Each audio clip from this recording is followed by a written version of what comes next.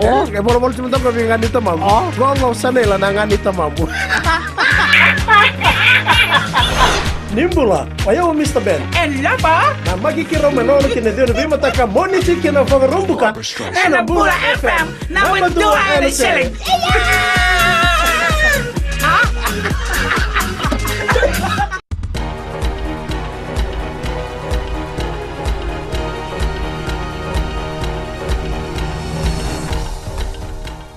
Ni sambula, sai koyongo na bakaleleka ni nonda itukutuku. Ea kama ni kona valnikana na Natabora Waters Restaurant na Coral Coast. Ero saudurutiko ena valnimbula endona marama yambaki vasambul katolu kena lubenelao yambaki walu. Ero bakamboto no visa ni ena kiti na kama ongo. Esa bakasangareitiko endona turanga yambaki onusambul kalima kabakamboti ni abakama na valnikana ongo. Esa teko bukatoni butako na yale na Doom 3 kada kamay na Bollywood. Tauri raw ni sa teko bukatoni ka boli tagitiko en stoni boli tagi DVD en nondo bunua. Esa kawita na tikinango na The Moda Brothers Group kakainin dondonu merna kakonin rombula na takadaka tambu bakalao ongo. Esa ngayo tingango tol na madao na kena bakareitaki en vali ni alealo.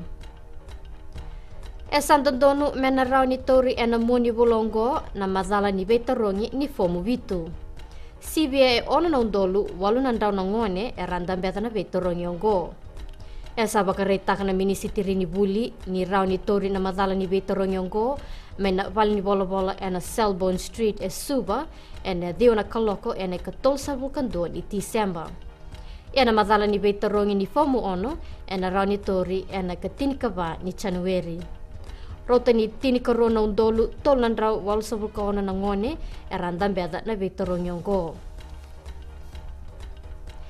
Kinangito, ero sana sota na mata timi ni Rakabi ni Cook Islands kena timi ni Viti ene ka rosa vulkawalu ni Chune ene ambakivo.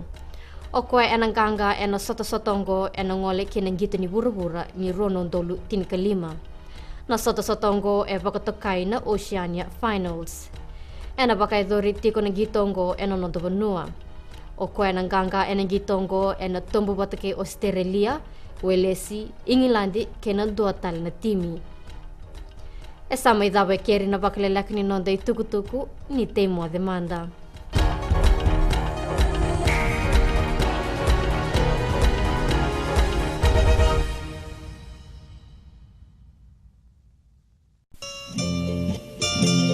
Nisambula binaka oya wane kamanalangi oni nandorungo diao mai na diwa kina rua na bisinga mai na moniti kina bagarumbuka na Radio Fiji wana ndomi biti bongani bianyanu na makatalanga na bengo na sasi biani na tinna kaloka na bembongi ni bukilulu kena bima mani walu na bembongi ni bakaruwai mai na mbuza ni balu ninge namaka.